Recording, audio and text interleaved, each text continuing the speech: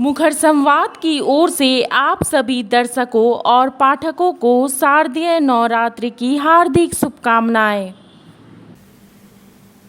1932 के खतियान आधारित स्थानीय नीति को लेकर कांग्रेस का कलह लगातार जारी है। विधायकों और नेताओं की ओर से विरोध में आए बयान के बाद केंद्रीय नेतृत्व ने विरोध करने वाले नेताओं को बयानबाजी से बाज आने की चेतावनी दी है। झारखंड कांग्रेस में 1932 के खतियान को लेकर विरोध होता हुआ देख पार्टी की फजीहत होने से बचाने के लिए केंद्रीय आलाकमान की ओर से सख्ती के बाद प्रदेश में कांग्रेस नेताओं को 1932 के खतियान के मुद्दे पर बयानबाजी से दूर रहने का निर्देश दिया गया है। लेकिन इससे कांग्रेस पार्टी के नेता पार्टी में ही कुछ असहज महसूस कर रहे हैं। अनौपचारिक तौर पर सभी मान रहे हैं कि यह खतियान आधारित स्थानीय नीति लागू नहीं हो सकता है, लेकिन अब इससे बयानों से दूर रहना है। ऐसे में अब तक मुखर रहे नेताओं के अंदर ही अंदर घुटन सी महसूस होती हुई दिखाई दे रही है। इस मामले में कांग्रेस के नेता और चाईबासा के सांसद गीता कोड़ा, पूर्व मुख्यमंत्री मधु कोड़ा, विधायक पूर्णिमा नीरज सिंह सहित कई नेताओं ने इस आधार पर इस प्रस्ताव का विरोध किया था कि कई जिलों में 1932 का सर्वे नहीं हो पाया था। इसके बाद के वर्षों में हुए सर्वे को आधार बनाने की मांग भी ऐसे नेता कर रहे थे।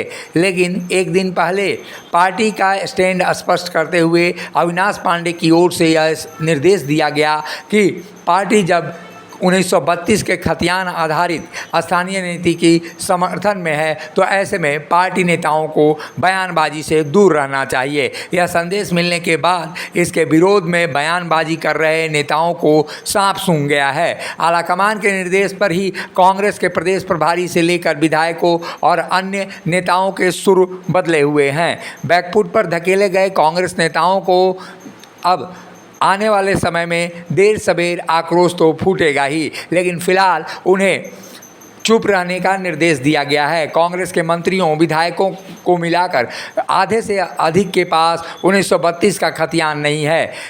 मुख्यमंत्री हेमंत सोरेन ने कांग्रेस और झारखंड मुक्ति मोर्चा के विधायकों की बैठक की थी। इस बैठक में खुद सांसद गीता कोड़ा भी मौजूद रहीं।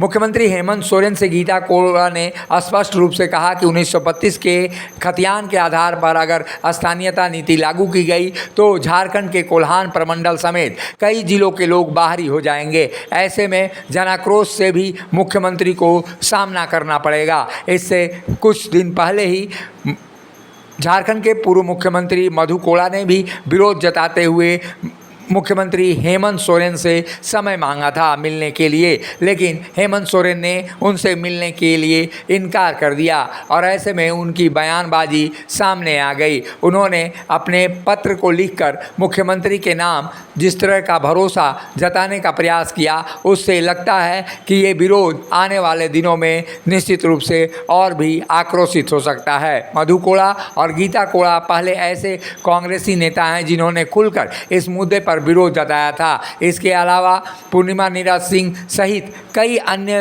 लोग भी हैं जो इसके विरोध में हैं और खुलकर विरोध कर रहे हैं, लेकिन फिलहाल आलाकमान के निर्देश के कारण वो खुलकर बोल नहीं पा रहे हैं। आने वाले समय में यह देखना होगा कि कांग्रेसियों की धैर्यशीलता कब तक कायम रहती है। मुखर संवाद के लिए रांची से अशोक कुमार की रिपोर्ट। मिनी लंदन मैक्लुस्कीगंज प्रकृति की गोद में बसा ड्रीम डेस्टिनेशन आपका कर रहा है इंतजार। आइए अपने यादगार लम्हों को बिताइए ड्रीम डेस्टिनेशन में। राजधानी रांची से महज 50 किलोमीटर दूर आपका अपना ड्रीम डेस्टिनेशन। जब टूटती है आस, जब थकती है सांस, जब रूठते हैं अपने, मुंह मोड़ता है जमाना, जब अंगड़ाई लेता है संकल्प, फिर बनती है कहानी, बनते हैं अनमिट निशान। देखिए मेरे साथ संघर्ष की दास्तां।